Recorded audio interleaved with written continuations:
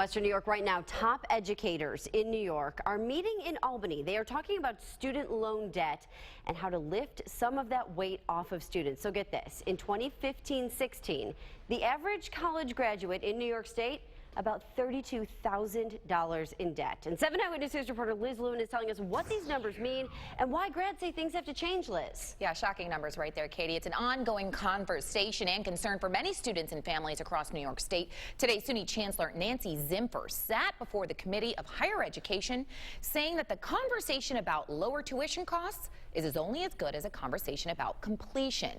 The Chancellor, alongside SUNY CFO and Vice Chancellor of Financial Aid, addressed the state legislator over concerns over affordability and accessibility, citing that within the past 8 years, SUNY tuition has escalated by over $6,000, leaving many of their students in substantial debt and a disadvantage after graduation. Take a look at these numbers from the Institute for College Access and Success from just about 3 years ago. During the 2013-14 academic year, on average in this state, students graduated with over $27,000 of debt. So percentage-wise, we're looking at around 61% who graduated in debt. That number, as you mentioned, now increasing to over 30,000. I took a look at Buff State and UB's numbers during those years. 73% of Buffalo State students acquired debt. Meanwhile, 45% of UB students did the same. Chancellor Zimpher emphasized the need for collaboration on this issue, saying it's in everyone's best interest to find a solution.